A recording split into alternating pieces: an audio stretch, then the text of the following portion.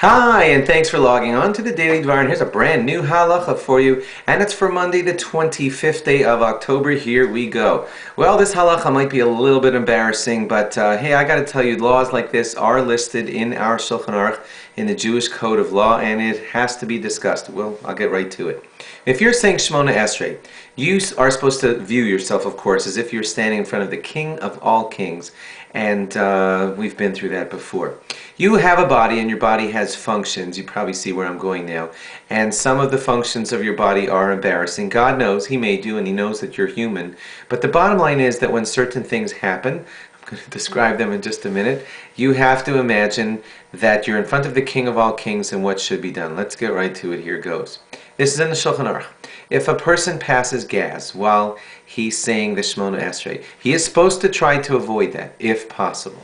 Now, sometimes it's impossible and it happens. What's the halacha? The Shulchan Aruch, I'm not making this up and I'm not making jokes here. The Shulchan Aruch does say that what you're supposed to do is wait and stop talking to the King of all kings in this embarrassing situation. Wait for a few moments until the smell passes and then continue your Shemona Esrei.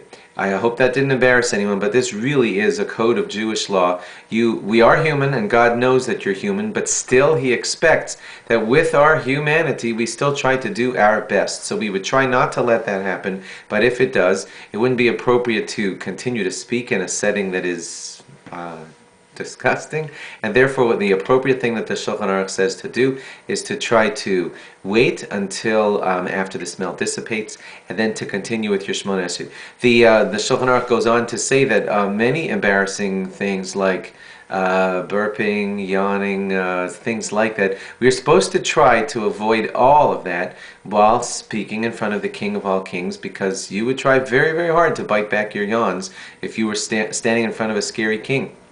Well, hey, when you say your Shemona Esrei, you're standing in front of the King of all kings, and therefore you must do your utmost to try to get all these embarrassing bodily functions to not happen while standing in front of the King of all kings. There, I've said it, and it's a law, and you need to know it, and we shouldn't be embarrassed to discuss it because it's the Jewish law. Thanks for logging on.